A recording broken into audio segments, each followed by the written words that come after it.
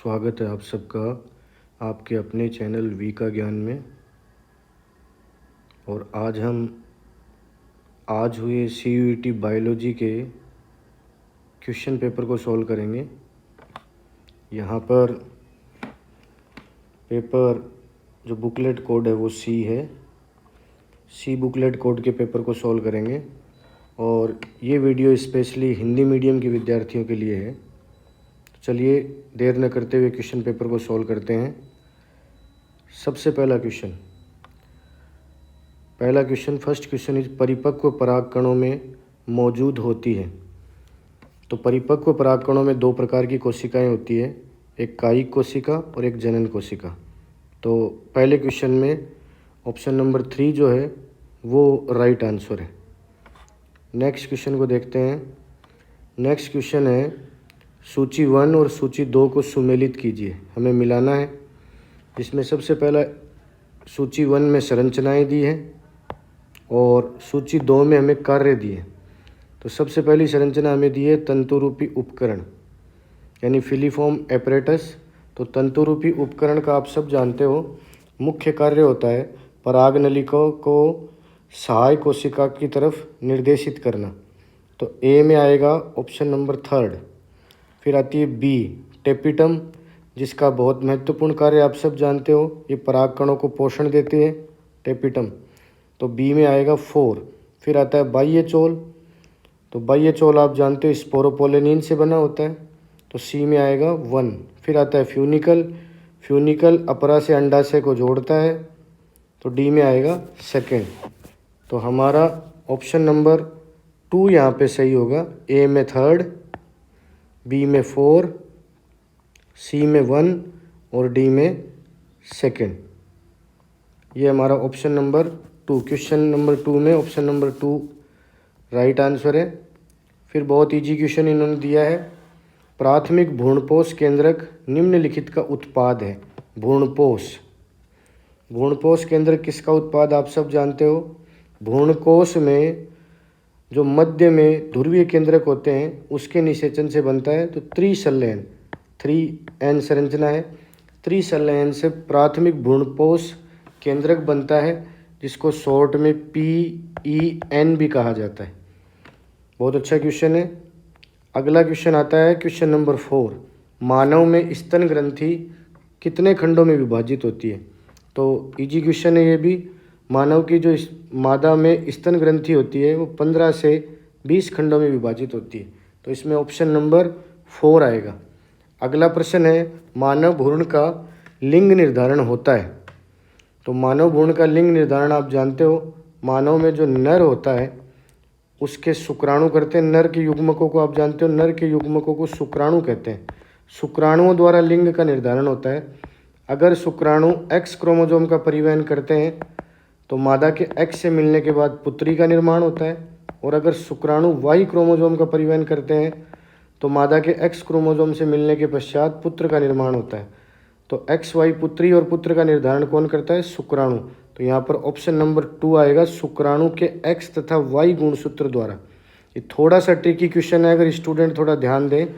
जैसे इसमें option number 3 दे रखा है, स्टूडेंट को लगता है जल्दबाजी में कि केवल Y गुणसूत्र द्वारा, लेकिन प्रश्न की लैंग्वेज को हम ध्यान से पढ़ेंगे तो मानव भ्रूण का लिंग निर्धारण, तो मानव भ्रूण में पुत्री भी हो सकती है और पुत्र भी हो सकता है।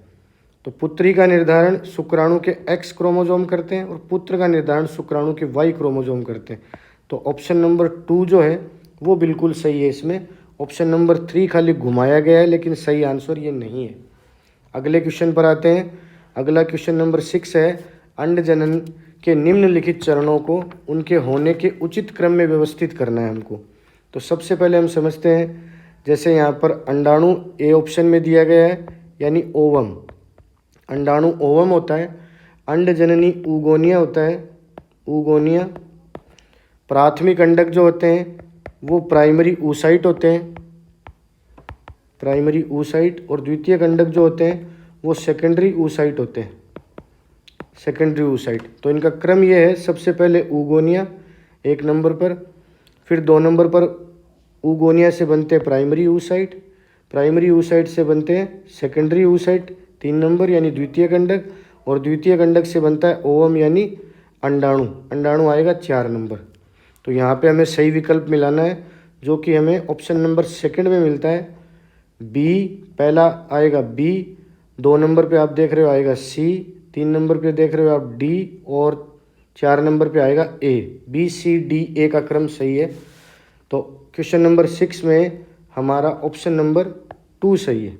अब आते हैं क्वेश्चन नंबर 7 पर, जिसमें दिया है कि निम्नलिखित में से कौन सा मेंडल द्वारा अध्ययन किए गए विपर्यास विशेषकों का एक युग्म नहीं है।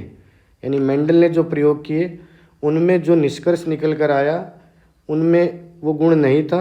तो आपको पता है जैसा कि मेंडल के नियमों का अपवाद है अपूर्ण प्रभाविता तथा सहप्रभाविता। ये मेंडल के दिए हुए आनुवांशिकता के तीनों नियमों का अपवाद है। और अपूर्ण प्रभाविता में आप जानते हो बनने वाले पुष्प गुलाबी रंग के बनते हैं, तो गुलाबी और सफ़ेद पुष्प मेंडल के प्रयोग में नहीं बने थे। तो क्वेश्चन नंबर 7 में आंसर नंबर 1 जो है वो सही आएगा। आगे चलते हैं क्वेश्चन नंबर 8 पर, जिसमें दिया है कोशिका विभाजन चक्र के दौरान क्रोमेटिड्स के पृथक्करण की विफलता के परिणाम स्वरूप होता है। ये भी ट्रिकी क्वेश्चन है। क्रोमेटिड्स की विफलता आप जानते हो, क्रोमेटिड्स ये क्रोमेटिड है, सिंगल क्रोमेटिड, ये दूसरा क्रोमेटिड जुड़ के क्रोमोजोम बना हुआ है।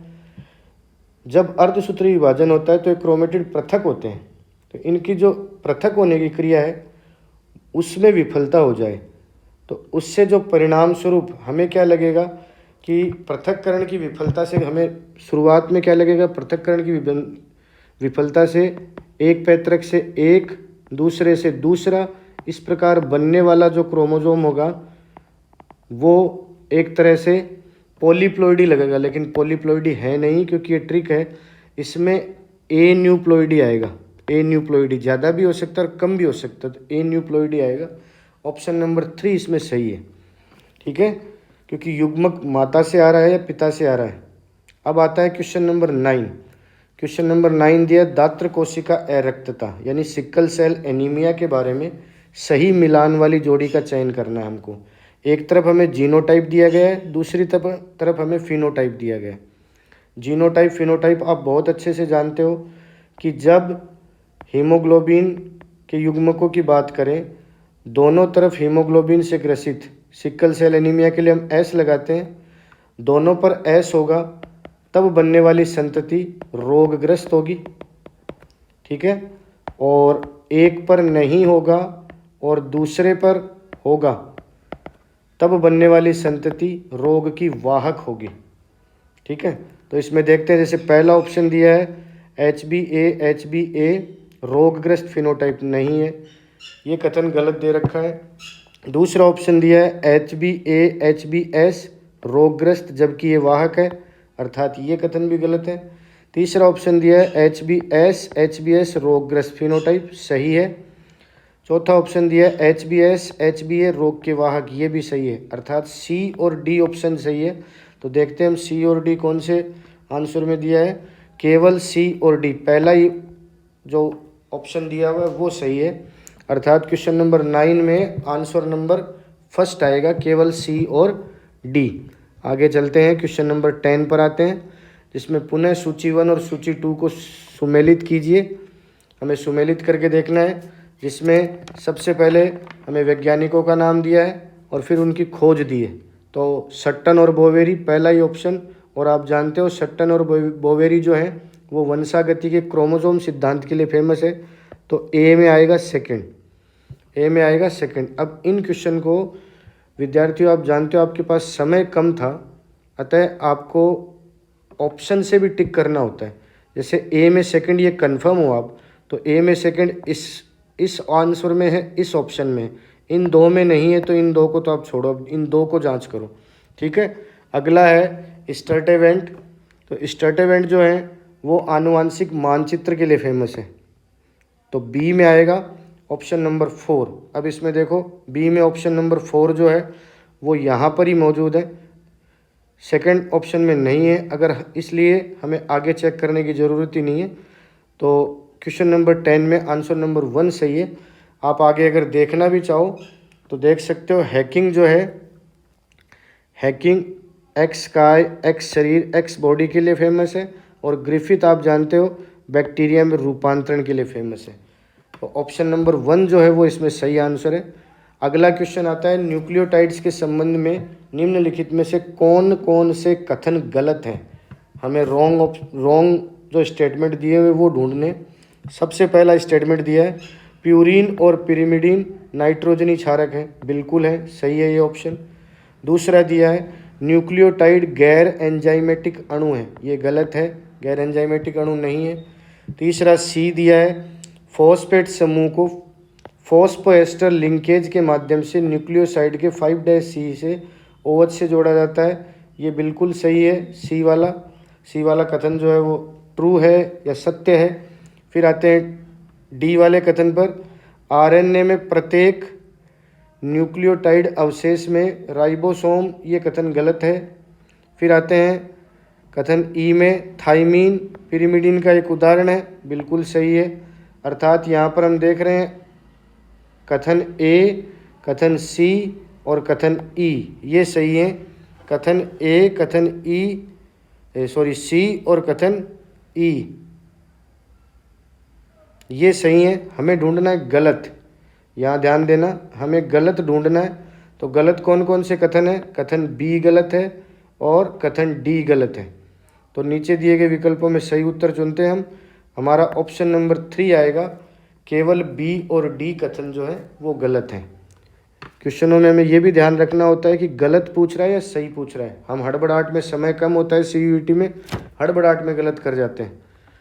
अगला क्वेश्चन नंबर 12 नंबर का प्रश्न है, DNA फिंगरप्रिंटिंग के दिए गए चरणों को प्रारंभन से समापन तक उचित क्रम में व्यवस्थित करें।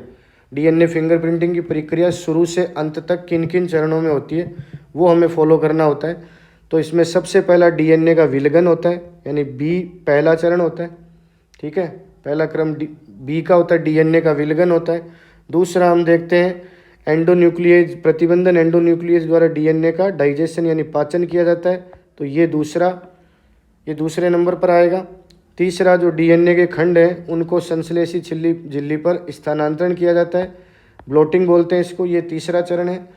चौथा VNTR प्रोब का उपयोग करके संकरण, ये चौथा चरण है। तो सबसे पहले हम क्रम को चुनते हैं उचित क्रम के अनुसार। पहला बी आएगा, आप देख रहे हो सिर्फ इसी ऑप्शन में है, आगे चेक करने की जरूरत नहीं, बाकी पूरा आप करना भी चाहो अगर समय बचा हुआ है तो। पहले B, 2 नंबर पे A, 3 नंबर पे D और 4 नंबर पे C, ये क्रम है। तो क्वेश्चन नंबर 12 यानी 12 में ऑप्शन नंबर 3 आएगा सही आंसर। अब आते हैं हम क्वेश्चन नंबर 13 पर, और क्वेश्चन नंबर 13 है न्यूक्लियोसोम हिस्टोन के कितने अणुओं से जुड़ा होता है। ये भी थोड़ा सा ट्रिकी क्वेश्चन है क्योंकि इसमें ऑप्शन नंबर फर्स्ट में ही 4 दे रखा है, जबकि स्टूडेंट हड़बड़ाहट में रहते हैं। आप जानते हो कि जो हिस्टोन के अणु हैं वो दोहरे होते हैं, एक जोड़े में होते हैं, अर्थात टोटल 8 होते हैं, वो होते हैं 8। तो क्वेश्चन नंबर 13 में सही ऑप्शन होगा 4। जल्दीबाजी में स्टूडेंट 4 कराते हैं लेकिन 4 है नहीं, ऑप्शन नंबर 4 सही है, 8 होंगे। अब आता है HGP ह्यूमन जीनोम प्रोजेक्ट, मानव जीनोम परियोजना पर क्वेश्चन आया है, से प्रेक्षित सही कथनों का चयन करना है हमको, इनमें से सही कथन ढूंढने हैं। तो पहला है मानव जीनोम में 3164.7 मिलियन बेस पेयर होते हैं, सही बात है, बिल्कुल NCERT में लिखा है, लाइन टू लाइन लिखा है। दूसरा दिया है जीनों में औसतन 3000 क्षार होते हैं, बिल्कुल सही है, ये कथन भी सही है। तीसरा है जीनों की कुल संख्या 30,000 अनुमानित है, ये भी सही है। अगला है 50% से अधिक खोजे गए जीनों के कार्य अज्ञात हैं, ये बात भी सही है, अभी तक पूरे कार्य ज्ञात नहीं है। अगला है जीनोम का 2% से कम प्रोटीन के लिए कूटलेखन करता है, ये भी सही है, अर्थात इसमें सारे के सारे ऑप्शन सही हैं।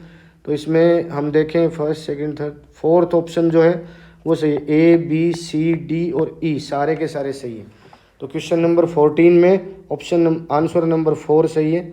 अब आते हैं समवर्ती संरचनाओं का परिणाम है। समवर्ती संरचनाओं का परिणाम आप जानते हो, समवर्ती संरचनाएं का परिणाम होगा यहाँ पर अभिसारी विकास का। समवर्ती संरचनाएं अभिसारी विकास से बनती है, अभिसारी विकास, यानी क्वेश्चन नंबर 15 में ऑप्शन नंबर 1 आएगा आंसर। अब आते हैं क्वेश्चन नंबर 16 पर। 16, निम्नलिखित में से कौन सा हार्डी वेनबर्ग सभ्यता को प्रभावित नहीं करता है? तो हार्डी वेनबर्ग सभ्यता को प्राकृतिक वर्ण भी करता है, आनुवांशिक विचलन भी करता है, जीन पूल नहीं करता है। आगे चेक करें, जीन पलायन भी करता है, जीन पूल प्रभावित नहीं करता है। तो क्वेश्चन नंबर 16 में आंसर नंबर 3 आएगा। अब आते हैं क्वेश्चन नंबर 17 पर, जो सीधा क्वेश्चन दिया है कि निम्नलिखित में से कौन सा वानर बंदर के समान था। ठीक है, तो बंदर के समान आप जानते हो ड्रायोपिथेकस था। तो क्वेश्चन नंबर 17 में आंसर नंबर 2 ड्रायोपिथेकस सही आएगा। अब फिर से सूची का कॉलम का क्वेश्चन आ गया है। सूची फर्स्ट और सूची सेकंड को सुमेलित करना है हमको। ठीक है, जिसमें सूची 1 में हमें स्तनी दिए हैं, अपरा स्तनी, और फिर इनके समकक्ष शिशुधानियाँ दी है। तो सबसे पहले चींटीखोर, तो चींटीखोर में जो शिशुधानी है, समकक्ष शिशुधानी, वो नम्बेट है। चींटीखोर में नम्बेट है। फिर है बॉम्बगेट में हम देखेंगे तस्मीनियाई बाघ बिल्ली है। बी में ऑप्शन नंबर 4 है। सी लेमर में धब्बेदार कसकस है, फर्स्ट आएगा। और डी उड़न गिलेरी, आप जानते हो उड़न फ्लेंजेज है। तो ये ऑप्शन देखते हैं किस में है। ये फर्स्ट में ही दिया है, ए में सेकंड, बी में 4, सी में फर्स्ट और डी में थर्ड। तो क्वेश्चन नंबर 18 में आंसर नंबर फर्स्ट सही है। अब आते हैं क्वेश्चन नंबर 19 यानी 19 नंबर के प्रश्न पर। गलत कथन या कथनों की पहचान करो।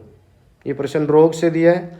पहला कथन दिया है, टाइफाइड संक्रमण के गंभीर मामलों में आंतों में छिद्रण और मृत्यु हो सकती है। बिल्कुल हो सकती है, ये तो सही है भाई, ये कथन सही है। दूसरा दिया है, सामान्य जुकाम राइनोवायरस के कारण होती है। बिल्कुल राइनोवायरस से ही होती है, ये कथन भी सही है। तीसरा है, न्यूमोनिया के गंभीर मामलों में होंठ और उंगली के नाखून भूरे से नीले रंग में बदल जाते हैं। बिल्कुल धूसर से नीला रंग हो जाता है, सी भी सही है। चौथा है, न्यूमोनिया साल्मोनेला के कारण होता है, ये गलत है। ठीक है, साल्मोनेला से तो टाइफाइड होता है। तो डी नंबर का जो कथन दिया है वो गलत है। अगला और चेक करते हैं, ई टाइफाइड बुखार की पुष्टि विडाल परीक्षण से की जाती है। बिल्कुल ये सही है, अर्थात यहाँ पर खाली डी नंबर का जो कथन है वो गलत है। तो ऑप्शन नंबर 3, आंसर नंबर 3 है, वो आएगा सही आंसर, जिसमें केवल डी कथन गलत है। ठीक है, क्योंकि ध्यान देना, गलत कथन की पहचान करनी है हमको। आगे चलते हैं, सूची फर्स्ट और सूची सेकंड को दोबारा हमें कॉलम मैच करने हैं, जिसमें हमें दिया है साइटोकाइनिन रोध, हमारी प्रतिरक्षा के बारे में दिया है। साइटोकाइनिन रोध आप जानते हो, उदाहरण इंटरफेरोन है इसका। तो ए में आ गया 4। ठीक है, ए में 4 आप देख रहे हो, इस तरह से हमें टिक करना है, ये इन 2 ही ऑप्शन में है खाली। अब आते हैं शारीरिक रोध। तो शारीरिक रोध की बात करें तो शारीरिक रोध में श्लेष्मा आलेप आते हैं।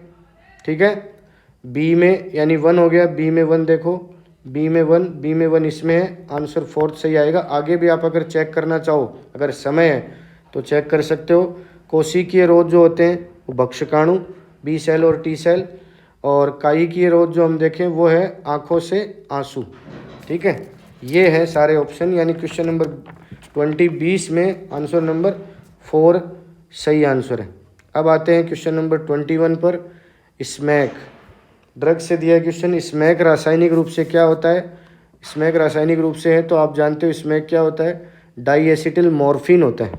स्मैक क्या होता है? डाईएसिटिल मॉर्फिन होता है।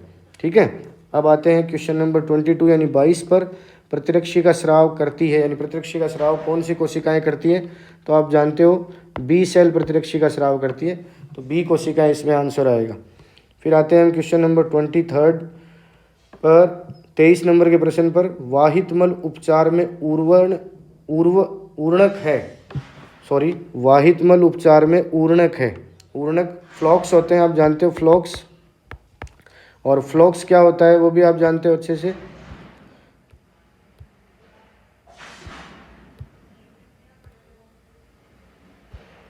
फ्लॉक्स आप अच्छे से जानते हो, जीवाणु तथा कवक तंतु होते हैं। फ्लॉक्स होते हैं जीवाणु तथा कवक तंतु, जीवाणु तथा कवक तंतु। तो देखते हैं इसमें ऑप्शन नंबर 3 सही है, कवक तंतुओं से जुड़े जीवाणुओं के झुंड, बिल्कुल सही है। तो क्वेश्चन नंबर 23 जो होगा उसमें आंसर नंबर 3 आपका सही है। फिर आते हैं क्वेश्चन नंबर 24 यानी 24 नंबर के प्रश्न पर। सूची 1 और सूची 2 यानी सूची 1 और सूची 2 को सुमेलित करना है दोबारा से। अगला क्वेश्चन भी टेबल की तरह है, जिसमें सूची 1 में हमें उत्पाद दिए हुए हैं और सूची 2 में हमें जीव दिए हुए हैं। जीवों से कौन से उत्पाद प्राप्त होते हैं, तो थोड़ा सा उल्टा है, आप चाहे ऐसे मिला सकते हो कन्फ्यूजन हो तो। स्टेटिन, फिर थक्का स्फोटक, फिर स्विस चीज, फिर साइक्लोस्पोरेन ए। तो आप जानते हो मोनस्कस जो है, मोनास्कस ये स्टेटिन, इनका उत्पाद स्टेटिन है। फिर हम देखें स्टेटिन से मैच करते हैं।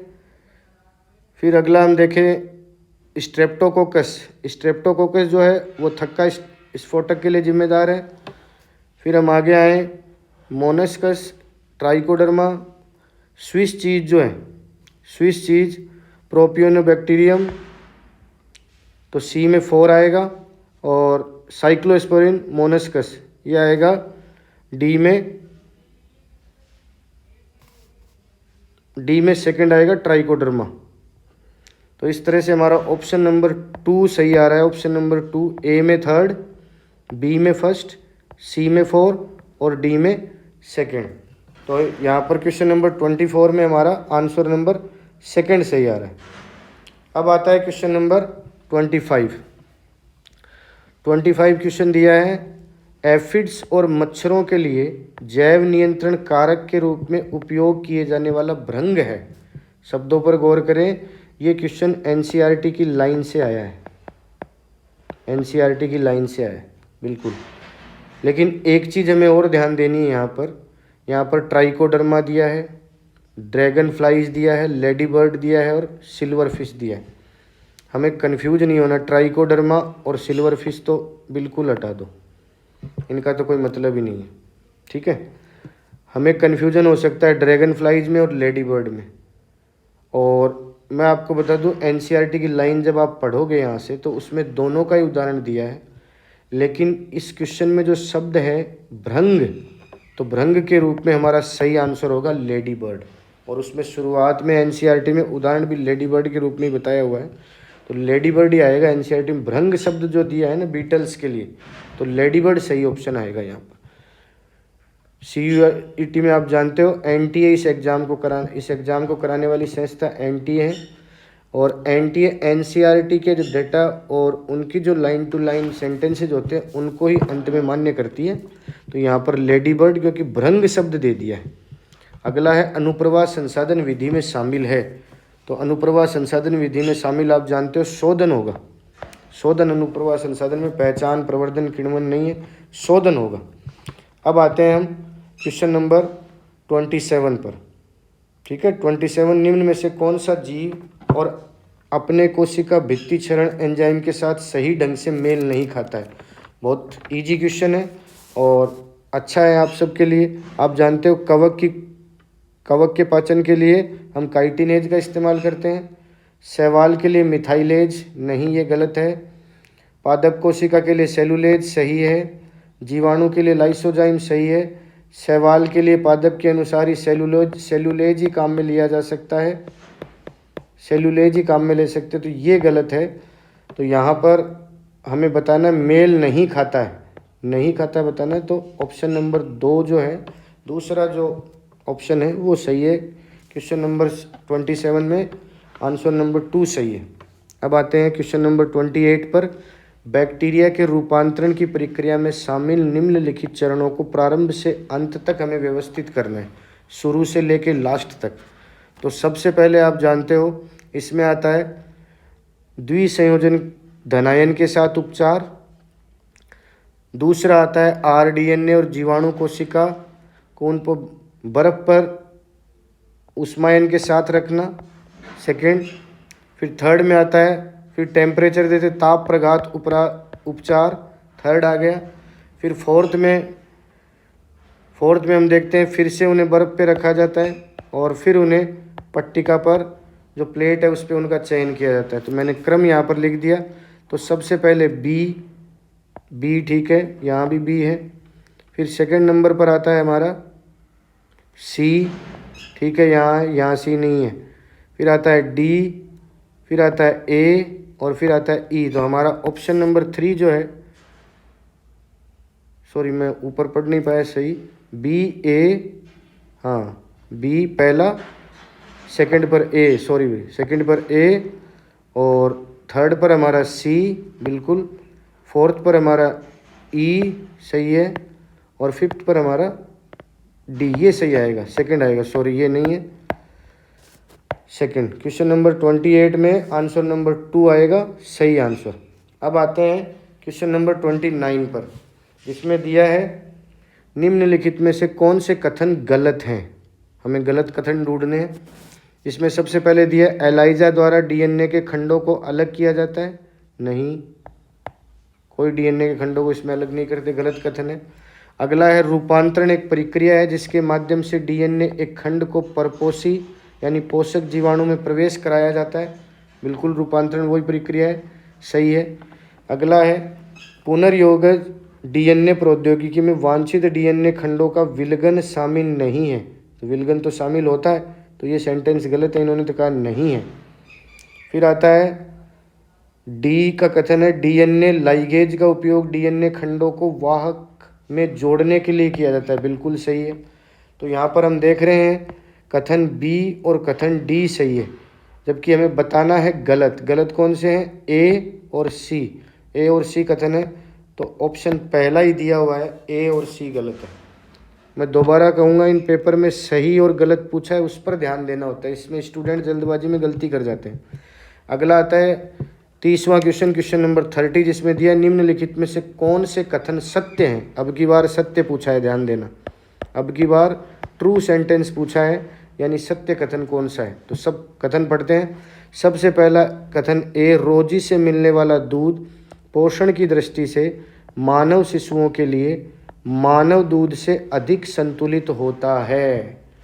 और हम यहीं गड़बड़ कर जाते हैं। ये एनसीईआरटी की लाइन से है ये सेंटेंस, ये एज इट इज लाइन लिखी हुई है, लेकिन फ़र्क क्या है कि उसमें बताया हुआ है रोजी गाय से जो दूध मिलता है उसमें लिखा हुआ है रोजी गाय का दूध मानव शिशु हेतु, चाहे आप मिला लेना, मानव शिशु हेतु अत्यधिक संतुलित पोषक तत्व है जो साधारण गाय के दूध में नहीं मिलता है। यहाँ पर साधारण गाय दिया हुआ है एनसीईआरटी में, यानी जो नॉर्मल गाय है, काऊ है, उससे रोजी गाय का दूध काफ़ी बेटर होता है, मानव दूध से बेटर नहीं होता। माता के दूध से, शिशु की माता के दूध से श्रेष्ठ नहीं है, साधारण गाय के दूध से बहुत ज़्यादा श्रेष्ठ है। तो ये कथन गलत है। यहाँ पर पहला स्टूडेंट गलती कर जाते हैं जल्दबाजी में। दूसरा बी है बायोपायरेसी का तात्पर्य बिना एमएनसीज के अनुमोदन के जैव संसाधनों के उपयोग से है। एमएनसी का क्या लेना देना, मल्टीनेशनल कंपनी का यहाँ पर क्या मतलब है, ये कथन भी गलत है। तीसरा आता है जीईएसी, जीएमओ और जीएम अनुसंधान की क्रम से सुरक्षा और वैधता के लिए निर्णायक निकाय है। बिल्कुल सही है, ये सेंटेंस सही है। जीईसी जो संस्था है वो जेनेटिकली मॉडिफाइड ऑर्गेनिजम्स और इन सब के लिए सुरक्षा और वैधता का निर्धारण करती है और उसी को चलाने वाली बॉडी है। फिर आता है पारजीवी जंतु रोग के विकास में जीन के योगदान को समझने में हमारी सहायता करते हैं। बिल्कुल, ये पारजीवी से आप कंफ्यूज नहीं होना, ट्रांसजेनिक एनिमल है ये, ठीक है, ट्रांसजेनिक एनिमल है, सही है ये सेंटेंस। इन पर टेस्टिंग होती है बिल्कुल। तो हमें बताने सत्य कथन, तो सत्य कथन आप देख रहे हो सी और डी है, सी और डी। तो हमारा ऑप्शन नंबर 2 सही आएगा, केवल सी और डी। अगले क्वेश्चन पर आते हैं, क्वेश्चन नंबर 31। दोबारा सूची में मिलान करना है। क्वेश्चन नंबर 31 सूची फर्स्ट और सूची सेकंड को सुमेलित करना है, जिसमें सबसे पहले ट्रांसजीन दिया है सूची 1 में और सूची सेकंड में उपयोग और उत्पाद दिए। तो पहला है अल्फा-1 एंटीट्रिप्सिन। तो अल्फा-1 एंटीट्रिप्सिन में आप देखते हो वात स्फीति का इलाज होता है, तो ए में आएगा थर्ड, ए थर्ड से मैच करेगा। और क्राई-1 AC आप जानते हो, क्राई प्रोटीन क्राई1AC जो है क्राई प्रोटीन के बारे में आप जानते हो, कपास के मुकुल कृमि के लिए, तो इसमें 4 आएगा। फिर है प्रतिअर्थ आरएनए, प्रतिअर्थ आरएनए में मिलाइडोगाइन यानी ऑप्शन नंबर 1 आएगा। और फिर आते हैं क्राई1AB, AB मक्का छेदक के लिए होता है, तो ये सेकंड आएगा। यानी हम देखेंगे ए में आ रहा है थर्ड, ए में थर्ड, बी में आ रहा है हमारा 4, बी में 4 आ रहा है, सी में हम देखेंगे हमारे आ रहा है 1, सी में 1 आ रहा है, और डी में आ रहा है हमारा सेकंड। ये ऑप्शन नंबर पहला ही बिल्कुल सही है। क्वेश्चन नंबर 31 में ऑप्शन नंबर 1 सही आएगा। फिर आता है GEAC का विस्तार है, तो आप जानते हो GEAC का विस्तार है, GEAC का विस्तार जेनेटिक इंजीनियरिंग अप्रूवल कमेटी होता है। जेनेटिक यानी आनुवांशिक, इंजीनियरिंग यानी अभियांत्रिकी, अप्रूवल यानी संस्तुति, और कमेटी यानी समिति। तो चौथा ऑप्शन जो दिया है क्वेश्चन नंबर 32 में, चौथा ऑप्शन ये सही है। अब आते हैं क्वेश्चन नंबर 33 पर। जब कोई कीट बीटी पौधे को खाता है, बैसिलस थूरिजिनेंसिस स्ट्रीट जो पादप है बीटी पौधे को खाता है, तो में निष्क्रिय प्रोटीन के सक्रिय प्रोटीन में परिवर्तन के कारण कीट की मृत्यु हो जाती है। किस कारण से निष्क्रिय प्रोटीन सक्रिय प्रोटीन में बदलता है? आप सब जानते हो कि कीट की आंत के क्षारीय पीएच पर जब वो जाकर संपर्क में आता है तो क्षारीय पीएच के कारण सक्रिय हो जाता है और कीट की आंत फटने से उसकी मौत हो जाती है। तो यहाँ पर ऑप्शन नंबर 1 सही आएगा। क्वेश्चन नंबर 33 में आंसर नंबर 1 सही आएगा। अब आते हैं क्वेश्चन नंबर 34 पर। क्वेश्चन नंबर 34 आप सब जानते हो, सूची 1 और सूची 2 को सम्मिलित करना है। सबसे पहले दिया है सहभोजिता, यहाँ पर अंतर्जातीय पारस्परिक क्रियाएं दी और उनकी विशेषताएं दी है। तो आपको कुछ चीज़ें मिलानी होती है, जैसे समय नहीं होता है तो सबसे फेमस सहोपकारिता है। चाहे आप शुरू से मिलाना चाहो तो सहोपकारिता में आप देखोगे कि सहोपकारिता में हम देखते हैं, सहोपकारिता में दोनों प्रजातियां लाभान्वित होती, तो बी में थर्ड आएगा। अब सबसे पहले आप देखो बी में थर्ड किस किस में, बी में थर्ड सिर्फ सेकंड ऑप्शन में है, बाकी किसी में नहीं, बाकी किसी में नहीं है, इसी में है। यानी यही आंसर है। अगर समय कम है तो आप आगे निकल सकते हो डेफिनेट, ठीक है, क्योंकि यहाँ पर नन ऑफ दीज यानी उपरोक्त में से कोई नहीं ऑप्शन है नहीं। इट मीन्स इन चारों में से ही उत्तर छुपा हुआ है। तो बी में थर्ड हमें कंफर्म पता है, ये सिर्फ इसमें है। बाकी हम आगे भी चेक करना चाहें तो आप जानते हो सहभोजिता क्या होती है, इसमें एक प्रजाति लाभान्वित होती है और दूसरी अप्रभावित रहती है। एक को लाभ, दूसरे को ना लाभ ना हानि, 0। यहाँ पर दोनों प्रजातियों को लाभ होता है, ठीक है।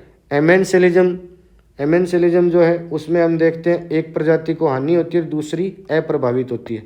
एक प्रजाति को हानि और दूसरी अप्रभावित। और परजीविता में आप जानते हो एक प्रजाति को हानि और दूसरी को लाभ, माइनस और प्लस का है।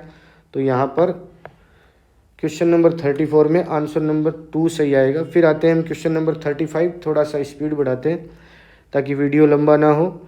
एक देश में किसी समय एक समष्टि में युवा और वयस्क परिपक्व लोगों की संख्या समान थी, यह किस प्रकार की वृद्धि को दर्शाता है? आप जानते हो कि जब युवा और परिपक्व की संख्या समान हो, यानी ये परिपक्व वयस्क आगे जाके वृद्ध बनेंगे, इनकी मृत्यु हो जाएगी, संख्या घटेगी, लेकिन उतने ही जननक्षम लोग हैं, जननक्षम है जो जनन करके नई संततियां उतनी बना देंगे, अर्थात संख्या स्थिर रहेगी, ठीक है। वृद्धि किस प्रकार की होगी? स्थिर रहेगी, समष्टि की संख्या स्थिर आएगा। तो क्वेश्चन नंबर 35 में आंसर नंबर 3 सही है। फिर आते हैं क्वेश्चन नंबर 36 पे। दो निकट संबंधित प्रजातियां अनिश्चित काल तक सहअस्तित्व में रह सकती है और गौसे के स्पर्धी अपवर्जन नियम का उल्लंघन कर सकती है। तो इसका आंसर आप जानते हो, दो प्रजातियां किस प्रकार से रहेगी? संसाधनों को आपस में विभाजित कर लेगी और आराम से रहेगी। इसमें कन्फ्यूजन ये भी हो जाता है कि हमें लगता है कि सहजीवी के रूप में पारस्परिक क्रिया करके भी, कुछ % बात ये भी सही है, लेकिन मूल रूप से हम संसाधनों के आधार पर देखें कि एक आवास में या एक इकोसिस्टम में किस प्रकार से रहेंगी, तो संसाधनों को विभाजित कर लेगी, अपने भोजन की आवश्यकता को थोड़ा थोड़ा सा परिवर्तित कर लेगी और दोनों प्रजातियां जीवित रह जाएंगी। अगला आता है क्वेश्चन नंबर 37, जिसमें दिया है सूक्ष्म जीवों द्वारा खनिजीकरण की प्रक्रिया निम्नलिखित की मुक्ति में सहायता करती है। खनिजीकरण की क्रिया तो आप जानते हो, बाकायदा NCERT में दिया हुआ है, ह्यूमस से अकार्बनिक पोषक तत्व वाला ऑप्शन इसमें सही आएगा। ह्यूमस से अकार्बनिक पोषक तत्व मुक्त करने की क्रिया है। फिर आता है अगला क्वेश्चन 38, किसी पारिस्थितिकी तंत्र में प्राथमिक उपभोक्ता की जैव मात्रा उत्पादकों से अधिक है। ये भी अच्छा क्वेश्चन है।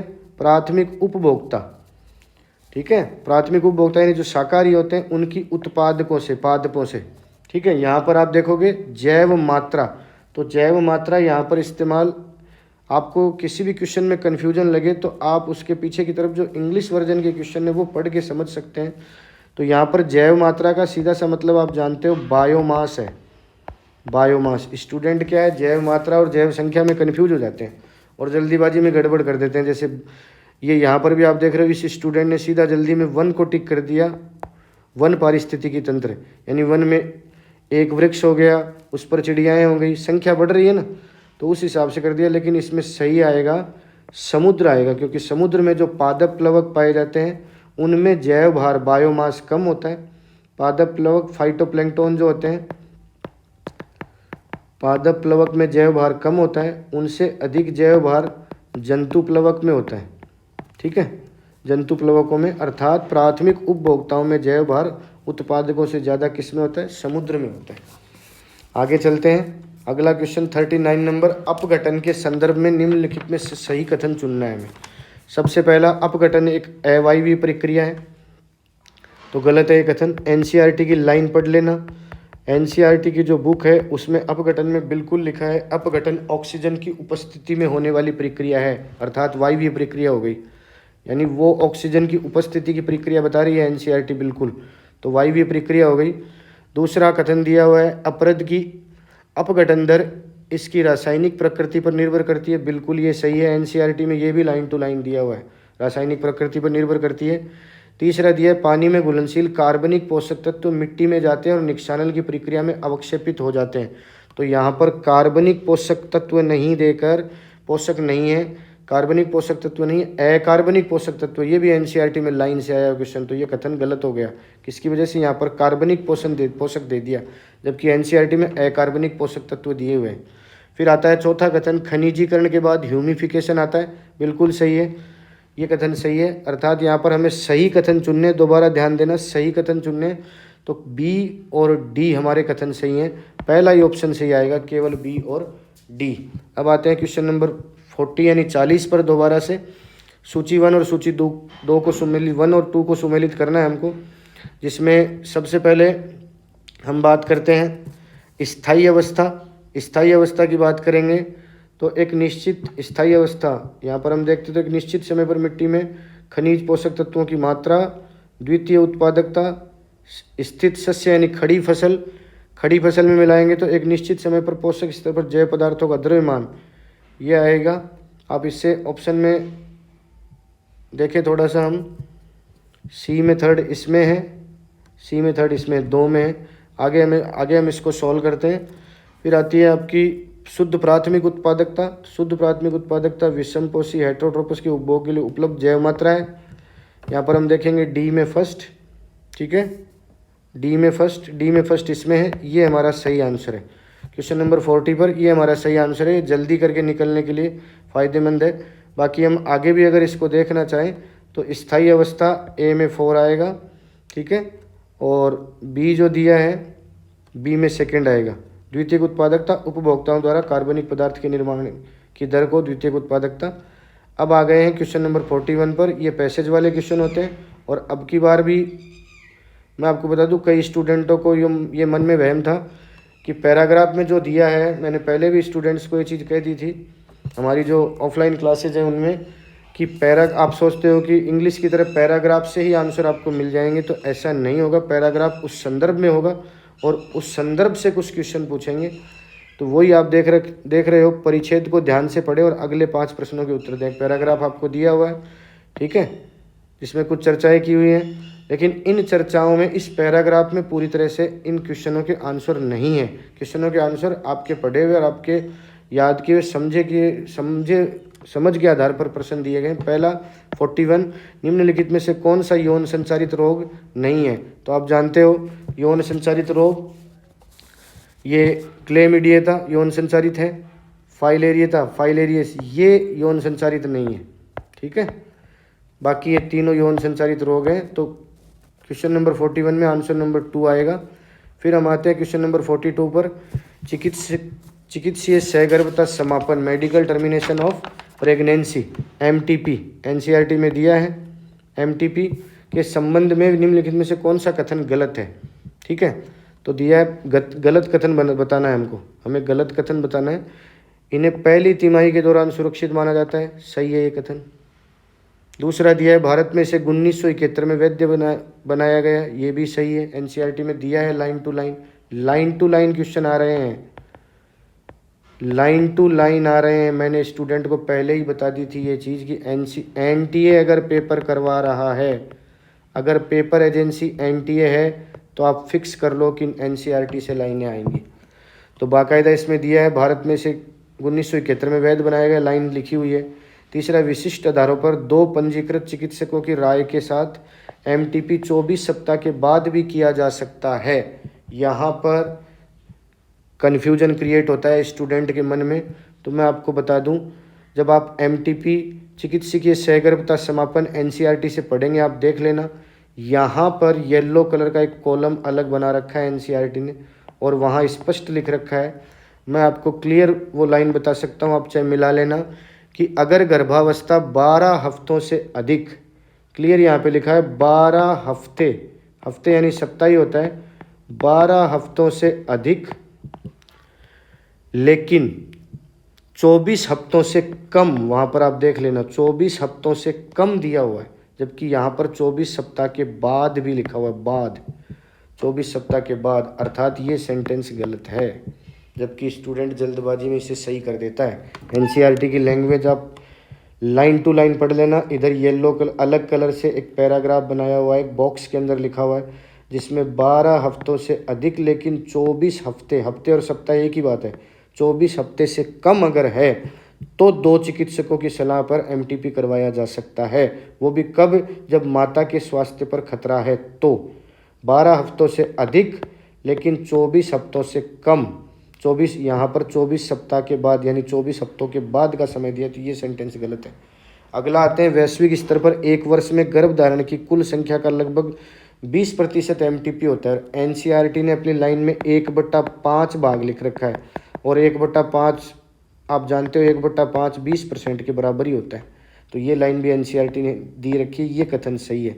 अर्थात हमें गलत कथन बताना है, तो यहाँ पर गलत कथन कौन सा है? तीसरा कथन गलत है, तीसरा कथन यहाँ पर बिल्कुल गलत है। अब आते हैं क्वेश्चन नंबर 43, 43 के क्वेश्चन पर। 43 के क्वेश्चन में जिफ्ट दिया है पहला, विभिन्न सहायक जनन प्रौद्योगिकियाँ और उनमें शामिल प्रक्रिया, जिफ्ट दिया है, ठीक है। Zygote, gift zygote intra fallopian transfer, zygote यानी युग्मनज को, और युग्मनज आप जानते हो 8 ब्लास्टोमियर तक निषेचित अंडे को फैलोपियन ट्यूब में स्थानांतरित करना, बिल्कुल सही है, युग्मनज है ये, यानी ए में थर्ड आएगा, ए में आएगा थर्ड। फिर आता है ICSI, ICSI आप जानते हो, I फॉर इंट्रा और C for cytoplasmic, S for sperm और I फॉर इंजेक्शन, आपने पढ़ रखा होगा ICSI। तो इसमें यानी कि क्या करते हैं, अंडाणु में सीधे शुक्राणु को इंजेक्ट करते हैं, तो ये दे रखा, अंडाणु में सीधे शुक्राणु को इंजेक्ट करके भ्रूण का निर्माण करवाया जाता है। फिर IUI है, इसकी फुल फॉर्म आप जानते हो, इंट्रा यूटेराइन इंसेमिनेशन है, इंसेमिनेशन यानी कि आपको पता है इंसेमिनेशन में आप देखोगे तो यहाँ ऑप्शन हम देखते हैं कि स्वस्थ दाता से वीर्य का कृत्रिम रूप से गर्भाशय में स्थानांतरण, ठीक है। अगला है IUT, IUT में आप देखोगे 8 से अधिक ब्लास्टोमियर वाले भ्रूण को गर्भाशय में intra uterine transfer, intra uterine transfer. तो यहाँ पर हम ऑप्शन में देखें तो हमें मिलता है सेकंड आंसर, ए में थर्ड सही है, बी में 1 ठीक है, सी में 4 बिल्कुल सही है, और डी में सेकंड, ये हमारा ऑप्शन नंबर 2 सही है। आगे चलते हैं क्वेश्चन नंबर 44 पर। क्वेश्चन नंबर 44 पर निम्नलिखित में से कौन सी गर्भ निरोधक विधि महिलाओं के लिए नहीं है? महिलाओं के लिए गर्भ निरोधक विधि कौन सी नहीं है? तो IUDs भी हैं, महिलाओं के लिए गर्भ निरोधक विधि है भाई, स्तनपान अनार्तव ये भी है, वासेक्टोमी ये वासेक्टोमी, बिल्कुल शुक्रवाहक उच्छेदन वासेक्टोमी, ये पुरुषों के लिए होता है। तो हमारा ये ऑप्शन सही है, ये महिलाओं के लिए नहीं है। कॉन्डोम भी महिलाओं के लिए है, थर्ड ऑप्शन सही आएगा वासेक्टोमी। ठीक है, महिलाओं के लिए ट्यूबेक्टोमी होता है, तो ये सही है, वासेक्टोमी महिलाओं के लिए नहीं है भाई। अगला आता है सहेली, एनसीईआरटी में दे रखा है सहेली, बिल्कुल सहेली एक मुंह द्वारा ली जाने वाली गर्भ निरोधक गोली जिसे सप्ताह में एक बार गोली के रूप में भी जाना जाता है, किसके द्वारा विकसित की गई थी? तो CDRI है, बिल्कुल central drug research institute Lucknow. आप जानते हो सेंट्रल ड्रग, मैं इंग्लिश में ही लिख रहा हूँ, रिसर्च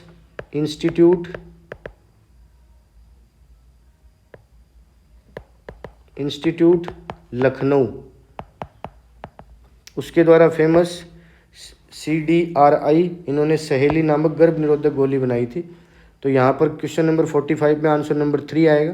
अगले पैराग्राफ से क्वेश्चन है, देख पिछले पैराग्राफ में आपने देख लिया, पैराग्राफ में जो दिया हुआ है उससे क्वेश्चन नहीं है, उससे संबंधित है।